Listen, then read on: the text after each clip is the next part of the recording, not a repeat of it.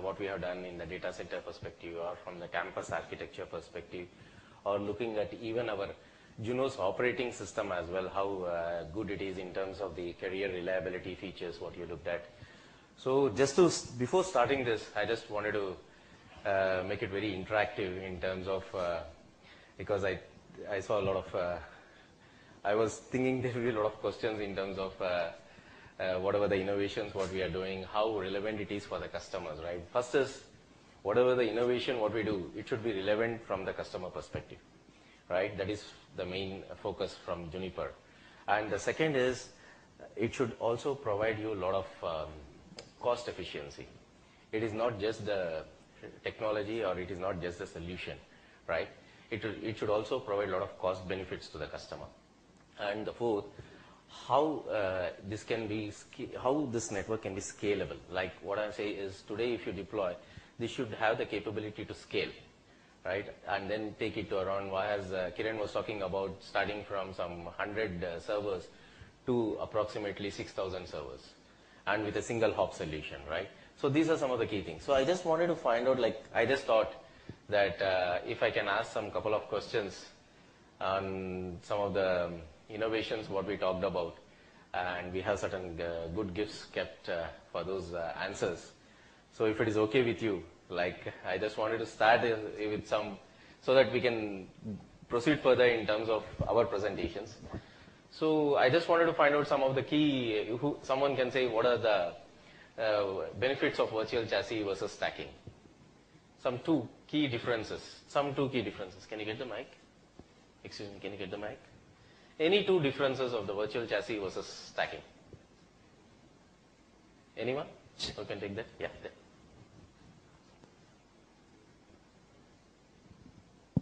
One is regarding graceful routing engine. Where is Kiran? Kiran. One is graceful routing engine, yeah?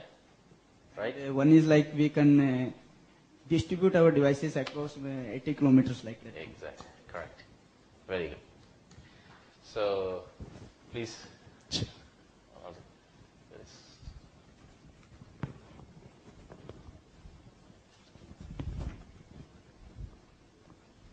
Okay. So, before starting the last question, to this side. So, how we have innovated the data center solution from traditional network to the innovation of Juniper. The 3 steps what he talked about. Can someone, just the 3 steps. Yes, sir? Can you pass on the mic there? 3-tier architecture can be reduced into single architecture. Perfect. Yeah. Thank you so much. So let's start our presentation. My presentation is primarily based on the campus architecture. What we are seeing is that there are a lot of changes happening in the campus architecture today. So that is also seen by the customers, and we are also noticing this in last couple of years. Because, you know why? Because of the BYOD. That is what Kiran was talking about. Today, bring your own device is giving a lot of opportunities in terms of productivity, even using social networking as one of the productivity thing for the campus, but as well bringing a lot of security concerns into the network, right? If you look at the BYOD, then what happens is, what do you feel? You feel that there are more devices into the network, right? Once you feel there are more devices into the network, then naturally security concerns comes up. And also the traditional campus architecture, what we talk about, right, doesn't hold good today. Traditional campus architecture is what we talk about. So there is a need for a change in the campus architecture because of these explosions what are happening, disruptive changes what are happening into the network, right? So that is what we talk about.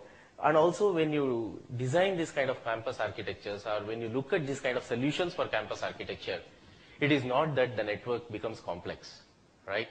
So typically when we see in any of the customer IT managers or CXOs, the typical first thing that comes out is that when this kind of architecture they look at, they feel that the network will become very complex. It is very difficult to manage, right? So what we Juniper say is that let the change happen. We know the change is happening, and what we have done is we have come up with a solution which is known as simply connected. That means we can take care of the network with simplicity. Even though you let this disruptive changes happen, let this explosions of VoID happen, but still we can provide you a solution for a campus which gives you a simple management and simple for users and IT managers, and cost benefits for the CXO. So this is what my presentation is going to cover. And before covering it, I just wanted to highlight a couple of things here. One, if you look at today, the devices which are coming, right? Laptop. Then we saw the smartphones era. Then we are seeing tablets, right? If you see these devices, and if you look at the connectivity, what is the connectivity for these devices today? It is all wireless, right? So what do you feel? So the world is moving towards wireless. Today, the wired is going down, right? Because all these devices are coming on wireless. And with 802.11n kind of a concept, the bandwidth is not an issue, right? So what we say is that the world is moving towards wireless, and a lot of devices which are coming into the network are wireless. So that is what I want to present in the first session of mine, the wireless architecture, how we are driving it from Juniper. Because all these days you are looking at the chassis, virtual chassis, the wired environments, right? A 2-tier architecture, 3-tier architecture. But today I'll be covering a bit of wireless solution, wherein we have come up with, we have tied up with a company known as Trapeze, and today it's Juniper's wireless solution, wherein we provide the same kind of quality of experience to users as they were in on a wired network. That's like how simple it is for the users, for the IT managers to manage this network where the changes are happening. So if you look at the scenario today, right, there were major couple of changes which happened in the industry from the customer perspective.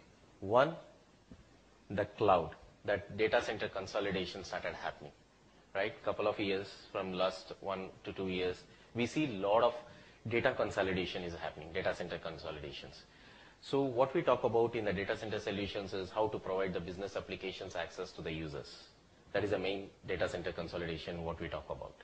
We talk about 10 gigs. We talk about virtualization. We talk about racks. We talk about space. We talk about cooling, right? So all this comes as a major change in terms of the data center perspective.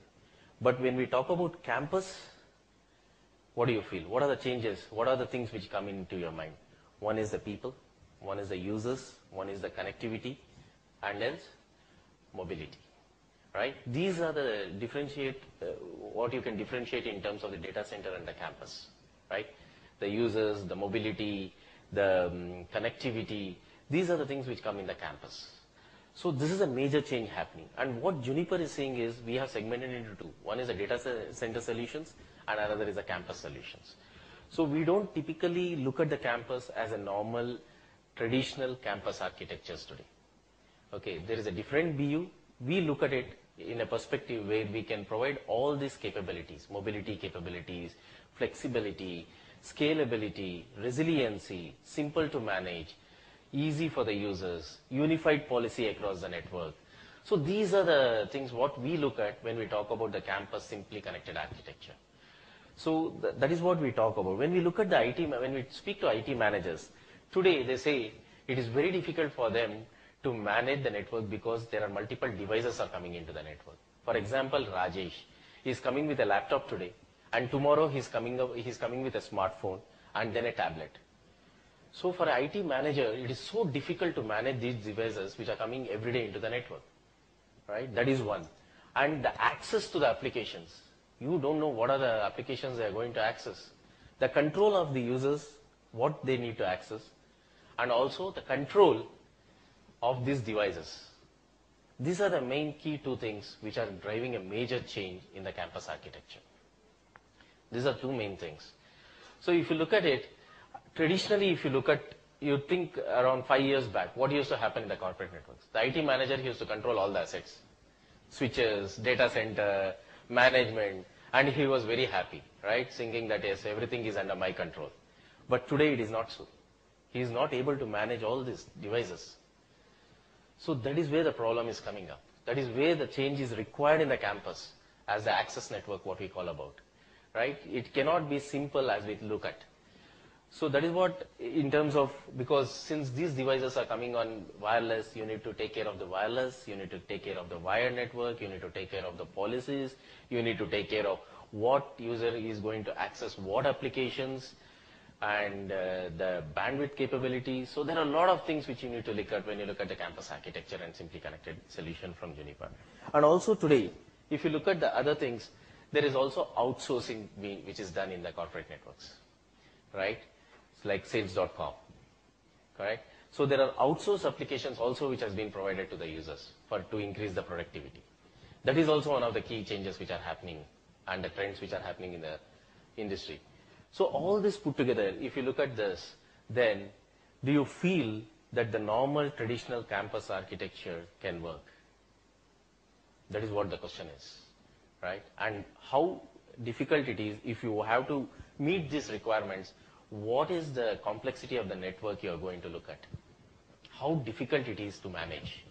How difficult it is to define the policies, right? So these are the things which you need to look at before designing any of the campus today.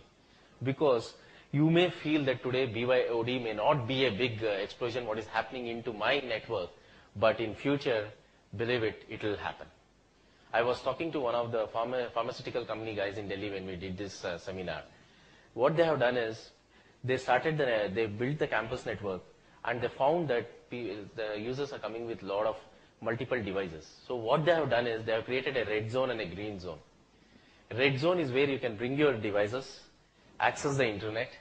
When you want to get into the green zone, you have to hand over those devices and then come to the green zone. That is not the way it should work, right? So you don't have to put a limit to the user saying that this is what you can bring in and this is what you can't bring in, right? So network should enable the applications for the users. It should enable the applications for the users so that it brings for the company the productivity. It increases the productivity, right? So network should not be a barrier. That's what we say about. So we say that it should be a key enabler and it should not be a barrier. That is what the key thing is. And then,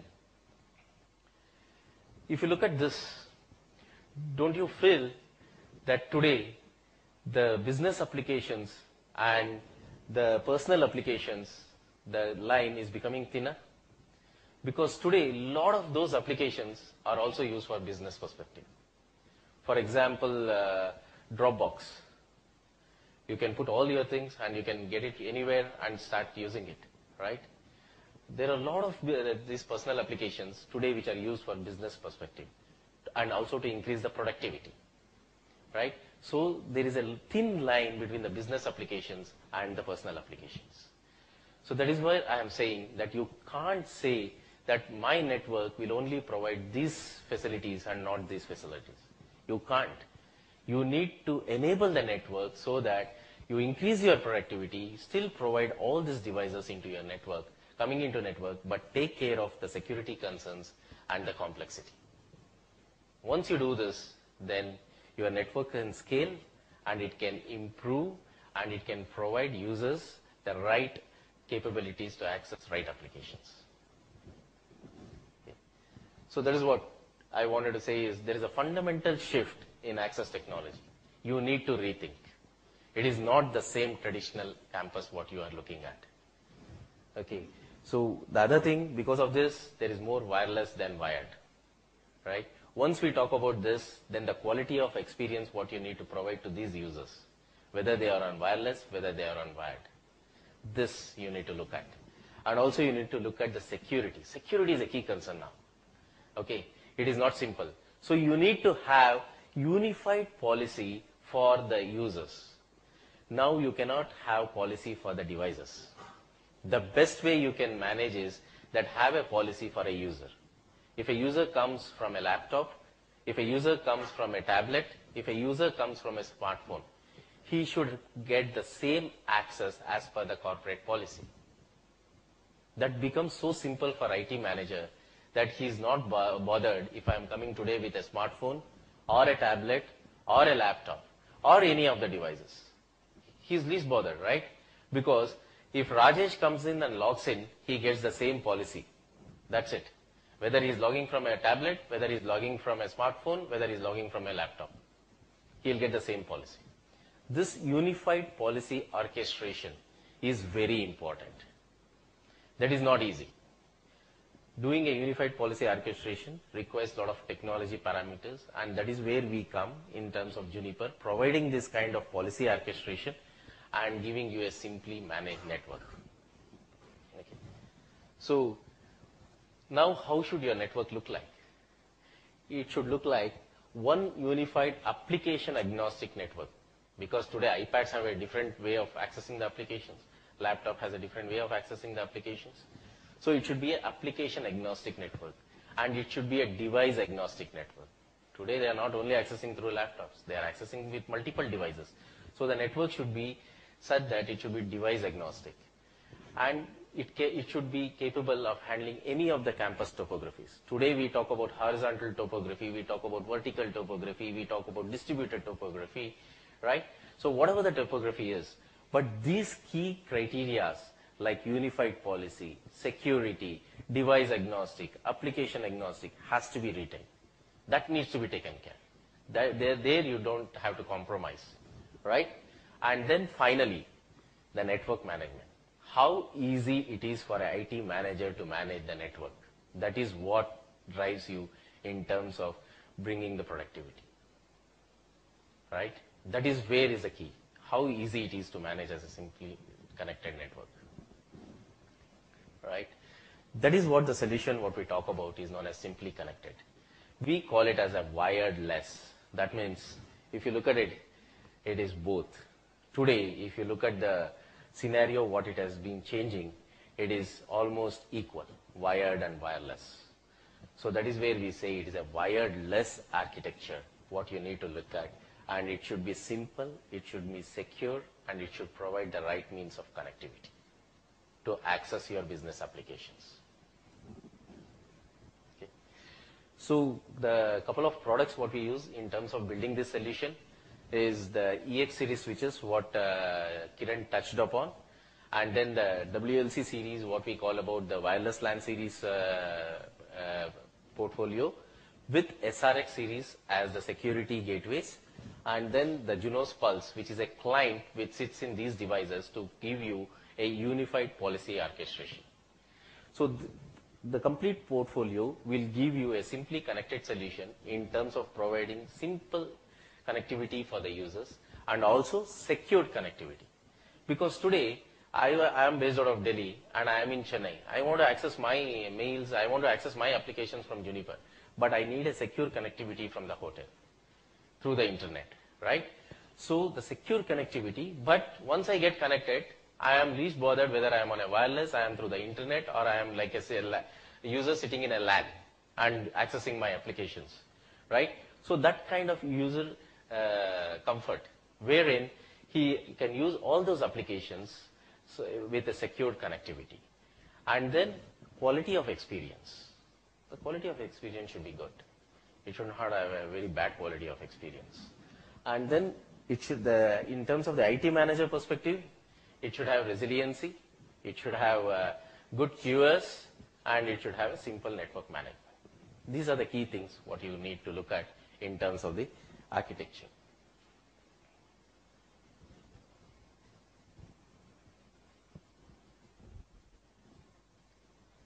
Sorry. So what I have done is I have just taken a simple example, a day in the life of a simply connected user. I'm just saying that if a user comes to the network, right, as a Rajesh, he gets into the Juniper office, then how his day goes on with multiple devices being accessed, right? That is what I'm going to cover. His name can be AJ, BJ, whatever, but he starts his day, he comes to the office, he's already late, and then he wants to start a conference call, he wants to start a web conferencing or a video, so he uses his iPad, he uses his phone, but at the end of the day, he should have the same policy to the network, right? He should get into the same authentication mechanisms. He should have the same policy where he will have the access to the right applications, what he's been assigned to. All this needs to be taken care. So how it happens, I'll go through this further. Okay, this is what is known as coordinated threat control. So simply connected, he comes and accesses, he connects to the one of the access points with the iPad, and he gets authentication. He gets authenticated from the one of the unified access server in the data center. So going further, this is a typical architecture what you look at, right? There will be an access point, there will be a Ethernet switch which access points connects to, and then at the data center you will have certain devices to control these users, right? There may be a wireless LAN controller which controls the access points, and then you have a Ethernet core switches which connects to your applications, database and zones, and then you have your firewalls, authentication servers, then the VPN connectivity. So if you look at, you will have router, firewall and IPS for the security purpose, and you will have SSL, radius and universal for the authentication purpose. So what we have done is, we have reduced those elements. If you look at it, all these three, router, firewall and IPS, have been integrated into a single device which is SRX. So you can have a single device performing all these three functionalities. Second, the SSL VPN, the radius and the universal access control is all been integrated into one device which is known as MAG. Okay, so you can have a VPN connectivity, you can have a radius server inside that box, and you can also have the complete NAC functionality, network access control functionality. First thing what we have done is, we have reduced the elements in the network to make it simple. That is the first. Okay. And here you know virtual chassis, which still further reduces in terms of the management perspective. Okay. So now we'll see, I'm going bit technical deep dive in terms of how a wireless connection is established in your campus network, right? So a wireless user, the AJ, comes in, gets connected to the AP, and he starts a 802.1x authentication. Okay. Then the AP, what it will do, it will send the query to the wireless LAN controller that there is a user who is asking for a authentication, right? Then the WLC doesn't have any information because the user database is in the radius server. So the WLC will forward that request to the unified access control and the radius server. Then the unified access control radius server will send his authentication back to the WLC saying that he is the right user, the username and password is right, you authenticate him. Then the same thing goes to the AP and the user gets authenticated. With that, what happens is the policy is also pushed. Okay. Then he gets a DHCP. Sorry. So what happens is the MAG, if I go back, if you have seen this, so he then sends user policy to WLC. What he does is, Rajesh has a policy so and so, A, B, C, D. He has access to the technical servers, he has an access to the internet, all those parameters. Then what happens is, then those policies are dynamically pushed to the user so that he gets only the access what he's been assigned to. That is what happens. Even he will get a VLAN, and also you can set the QoS parameters, what he needs to get, right? Then he gets a DHCP IP, and then he starts using the network for his whatever like he wants to do a call or he wants to do a video conferencing, whatever he wants to do, he can do it through the corporate network. In the next, if the device is authenticated on a wireless network, then what happens is he's coming, and if you see here, there is a difference here, right? So the policies are pushed to all the devices in the network. Did you see that?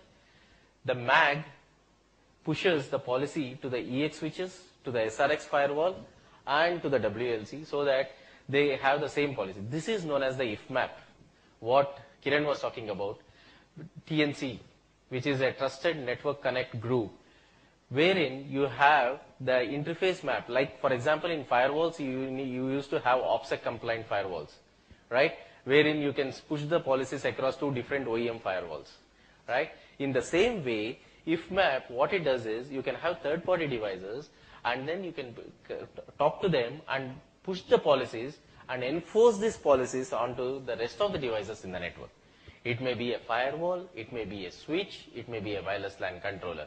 So this policy is pushed to SRX, to EX, to all the devices in the network so that the user gets the same policy when he gets into the network. Okay, this is done by using IFMAP as a technology, which is actually certified by a group known as TNC. Okay, and the best part here is he needs to access rest of the applications other than finance server, and he is not allowed to go out of internet like Hulu, the rest of the personal applications. So what we do is, in the SRX, we have something known as an App Secure, Application Security Firewall. In that, you can control the applications, what you want to allow him and what you want to deny him. Not at the IP, not at the TCP port. It is at the application level. For example, if you want to stop him to, like, if you want to allow him to go to Google, but not to use Google Chat. So you can define a policy saying that user A can go to Google, but he will not be allowed to go to Google Chat. For example, in corporates, what they are using today is they allow to get the CVs from the LinkedIn, but they won't allow to post your CVs to the LinkedIn from the corporate network, right? So these kind of controls, what you can do is can be done using application firewall. That is what we have shown here. The second point, today in your network, can you tell me that what is the bandwidth being used on per application basis? For example, you may have your own applications, ERP applications, app applications, right? And you may have internet also being running in the corporate network. So can you tell me how much of bandwidth being used for your applications and how much of bandwidth is being used for the internet applications, what the users are using? You can't, right? So with the application firewall, there is a module known as App Track, application tracking, in which you can track per user or you can track the bandwidth per application which is being used. For example, I can say Facebook is using 100 Mbps of the bandwidth and your applications are using only 50 Mbps of bandwidth, right? So then you can set a policy in such a way that Facebook is reduced. You can rate limit the internet connection, for example, and say that Facebook should have only 10 Mbps of bandwidth. And my ERP application should have 100 Mbps of bandwidth. That is where the quality of experience comes in. People say the application's access is very slow. Why? Because everyone is going towards Facebook or LinkedIn or any internet sites, right? So you can look at those, you can track those bandwidths and then say that what I need to do now. Okay, I need to reduce the internet bandwidth and I need to increase my application bandwidth per user tracking. And also there is something known as a module known as app cost, quality of service. You can define quality of service on those applications. Okay. Today we are, how do you define your QoS, right? You define it using DSCP or 802.1p, for example. But here you can define your QoS on the application basis. I can say ERP has to be the first priority which should be on the network. It should have the highest priority. And then my internet should be the lowest priority.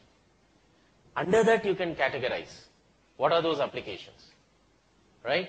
So these are the things which you can do using this kind of, first he gets a authentication, then the policy is pushed across all the devices, then you control the applications what he wants to access, and you control the bandwidth, and you control the quality of service. This is what we call it as a Juniper's campus architecture. It is not just physical ports connectivity, 10 gig connectivity, dual homing, and then saying this is what I have built a campus network. No. Today you can't say this. Please, because of the proliferation of the devices, explosion of the BYODs, you need to have all this in your network to see that it is, users get very good quality of experience and there is no security concerns. Because if this user goes anywhere in the network, either Chennai, Bangalore, Mumbai or US, you will have the same policy. That is the main, right? And all this also, if you have worked, if you have looked at, all these devices throws logs, right? So there should be a log correlation, event correlation device which can collect the logs, correlate all these events and tell you what may be the threat in your network. Today, if you read a lot of attacks which are happening in India, for example, the Indian websites, government websites which was hacked, right? Why? Because after the, if you read the Shadow in the Cloud article, this was done because they never looked at these logs. They never looked at these logs, or they never did this event correlation and found out what may be those threats. They never looked at. So what happened for the hackers? They just got in and they did whatever they want to do and they went out. After 6 months, they were able to find out. This is the problem. So whenever you do manual correlation of logs or event correlation, you will have errors because it depends on the IT manager or the user, right? IT user. He will say that Thursday hai, so Friday pura ek bar we will just have a look at it and see what may be the threats. No. Hacker can come anytime to your network. So what I am saying is it should be automated, right? Where it should be completely automated so that there is no human intervention, but still you can see some threat analysis what is happening in your network. So what may be, typically, what may be the threat. So at least if you can get that, then applying policy is easy, right? So this is what it is. And also going further, this is not in this purview, but I just wanted to highlight is we have acquired a company known as Mykonos. Okay, so this Mykonos, what it does is, if you have your web servers, then you can have this Mykonos in front of the web servers. What it does is, it creates traps for the hackers. Okay, like a mines in the battlefield, right? Like that, it creates traps for the hackers. So that what happens when a hacker tries to hack, he gets into this trap. Then what it will do is, after building the trap, it moves ahead in terms of tracking the hacker. What it does is, it sends a cookie back to the browser and it tracks the hacker.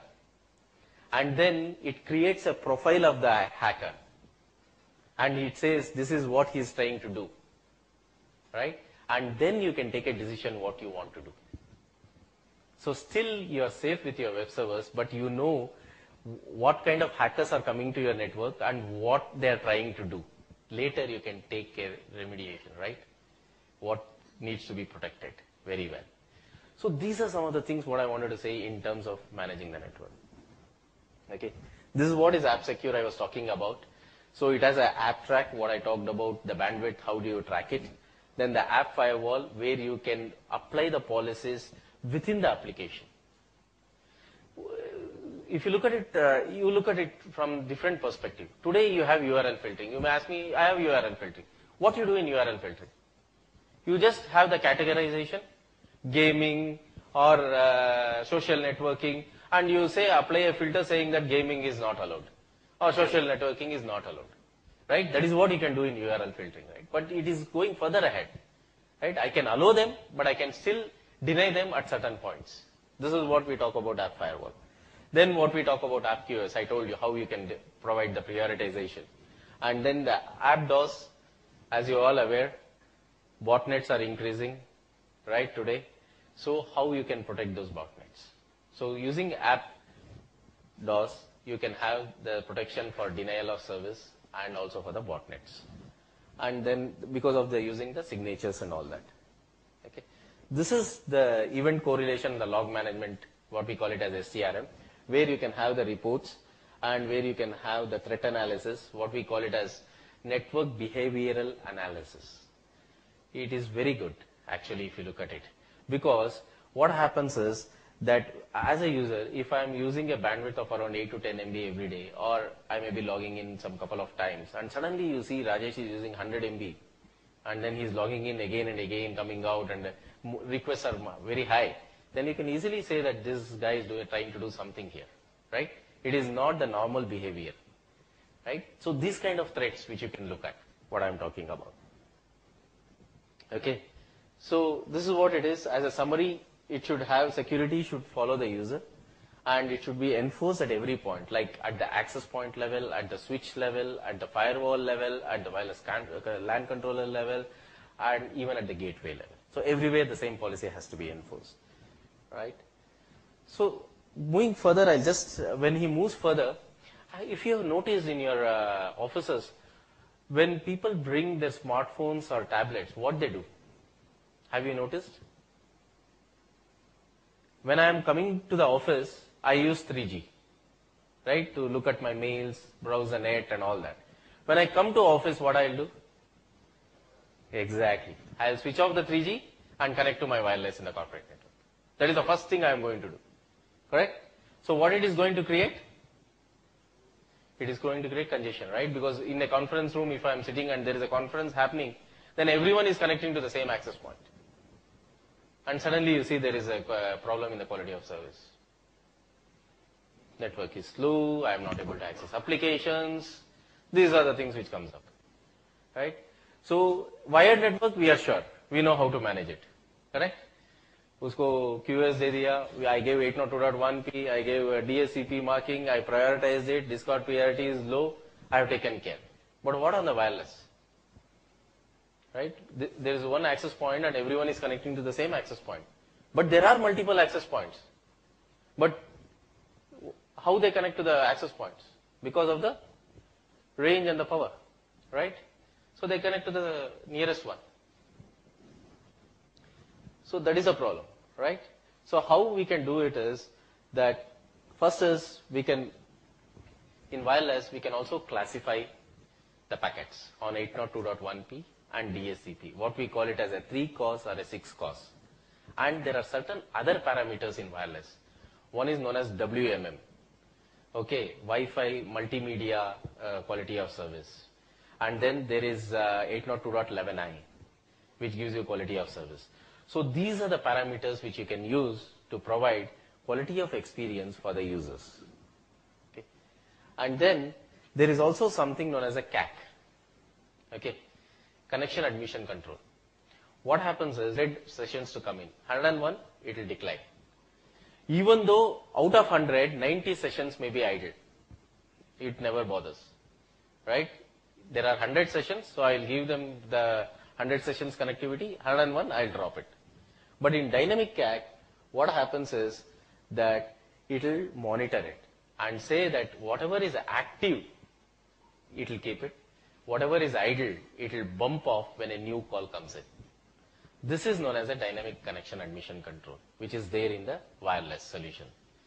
So because today you use phones which are wireless, you use tablets, smartphones, everything. So you need to have this kind of CAC feature, so that it looks at the active sessions and not sessions as a whole. That is what I wanted to say. Okay. So now this new caller has come in and then it has accepted it and it has sent to, the call is established. So this is the difference. Okay, this is what I was talking about, automatic client load balancing.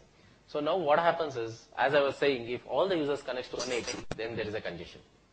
There are multiple APs around, but you can't see, right? You will only connect to what? You will connect to SSID. You don't know to which AP you are connected to, but you only connect to is the SSID, right? So there is one AP, but everyone is connected which you don't know, but there are rest of the APs which are idle, right? So if we can load balance them, right? That is what we do. What we do in the above is the wireless is so intelligent that it knows that this access point is congested because of all the users connecting to this particular access point. It will move the users to other access points so that the congestion is taken care and there is equal load balancing of traffic across the wireless network. This is done automatically without even user coming to know about it. Yeah, distance is like whatever the power, but what you have to do, the RF planning is there should be some overlap of those access points so that I have the reachability to this or this. The RF planning should be in such a way that there is some overlap of the wireless access points. Then it will be able to move the users across those access points. And then there is also something known as a band steering. Okay, in the band steering, you have 5 gigahertz and 2.4 gigahertz. So you can steer those 5 gigahertz into one access point and 2.4 into another access point, so that you don't congest again or you don't waste the bandwidth by bringing 2.4 only, although it has the capability of 5, right, the access point. So what you are doing is you are wasting the bandwidth. So you can steer those to the other and bring 5 gigahertz to the 5 gigahertz band. So these kind of congestion mechanisms which you can take care in wireless, because in wireless you need quality of experience, right? And people were thinking it's around 200 MB, right? MIMO, what it talks about 11N, is around 150 to 200 MB is the bandwidth what you get on wireless. So how effectively you can use it by doing these mechanisms will help you in providing quality of experience to the users. So that's what the summary is. No high priority sessions, resiliency through internal. I didn't talk about it. Resiliency will come later. And automated call distribution. So after that, what we did, when the AJ entered the campus, he got the authentication. The policy is the same whether he's coming in an iPad, smartphone, or a laptop. Then he entered into the conference room. There was congestion. So the congestion was taken care by moving some of the devices to multiple access points. Then band was steered. So everything is fine. Now, what about the resiliency factor? What happens if something fails, right? So what we have is, in a wireless, you talk about active and backup. But in Juniper, we don't talk about active and backup. We talk about cluster. When we have wireless LAN controllers, which register the access points, they are all in a single domain. So I can have around 48 wireless LAN controllers in a single domain. What it helps you, if you look at this is okay, from the physical point of view, like I have 48 which forms one single domain. From the IT manager perspective, how does it help you? It will have a single IP address to manage. The touch point is only one. There are no 48 touch points for you. That is what is important. Okay. So then the access points will connect to the cluster. Okay.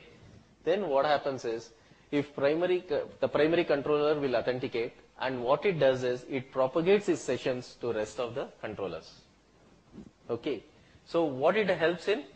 So there is a session synchronization happening between the controllers, so that if one of the controller fails, the rest of the controllers have the complete information. So they can take care of the APs. That is what it talks about. So should the primary be taken out of service, the secondary immediately take over, because it's already synchronized, right? And then it sends, if there is a new session or a new user who is being connected, then again that session synchronization happens across all the controllers. So that is how it works. So then if you want to upgrade, this is the failover, right? If one primary fails, then the secondary takes over, nothing happens to your sessions. User will not come to know. He'll be using as it is. But the second point is, when you want to upgrade, the same thing happens. When you want to upgrade the primary controller, it will hand over all the sessions to the secondary controller and upgrades. And when secondary you need to upgrade, it will again hand over back to the primary and secondary gets upgraded. Okay. That is how it happens. Okay. And every member will do the same. Moving further, we can do the same thing for APs. Because we have that load balancing kind of a feature. Now what we can do is we can move all the users from APA to APB and upgrade the APA. Then move all the users to APA and then upgrade the APB. So this kind of hitless failover of upgrades, this is what we call it as, in a carrier world, as ISSU, in-service software upgrade. Everything is in service, but still you are able to do the upgrades and provide the hitless failover. This is one of the key things which we do in terms of the wireless controller. So I'm not covering wireless as a product wise, because I wanted to cover more from the solution perspective, how when a user comes in, how he gets a guest access, how he will be able to get into the network, what is the unified policy orchestration happening. As you saw that the same policy was sent to all the devices across, so that there is a complete policy orchestration happening across the network. And then the congestion mechanism. So we have the access points, we have A, B, G, N, and all the 2x2 MIMO, 3x3 MIMO, all those access points are available. Then we have wireless LAN controllers, and we have wireless LAN management, which is known as a ringmaster. Okay, so the complete portfolio of wireless is from Juniper. And also the best part is this wireless LAN also, we spoke about the coordinated threat control, where it can talk to our SRX series firewalls and the UTM devices. It can talk to the unified access control and to the EX Ethernet switches completely as a whole, as a single network. Okay.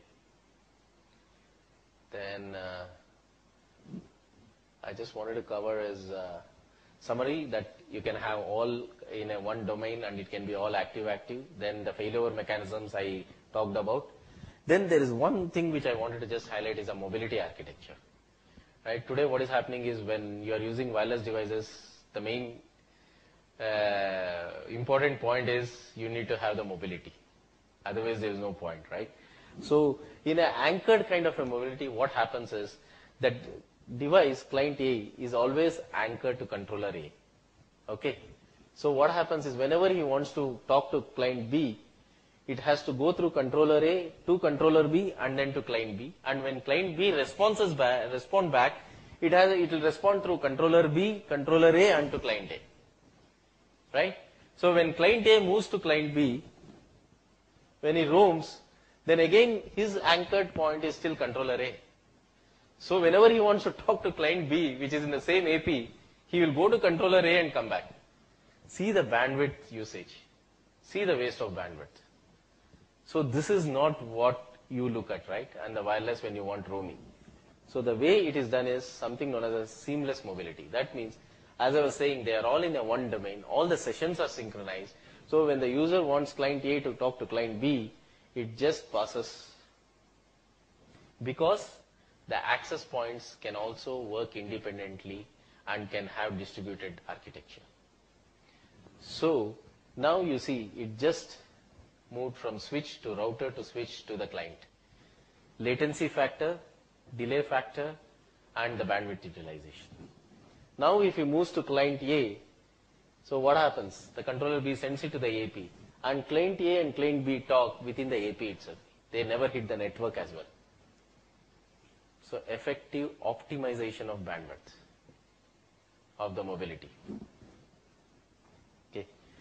That's what I wanted to talk about in terms of how simply connected network can provide you in terms of simple management, easy for users, unified policy orchestration across the network, reliability, and then the factors which you look at the mobility. So these are the things which I wanted to cover. And just to say that all the great things are simple, right? When we talk about great, it looks simple. But to make it simple, for us it was very complicated. That's what I just wanted to leave it. And any questions, I can take it.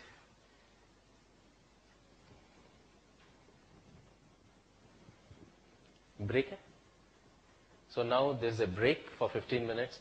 And then Deepak will cover the simply connected wired part, going bit deep dive in virtual chassis and the advantages and all that. Later, Kiran again will cover the BYOD part, and then there will be a demo. Thank you. It's a break now.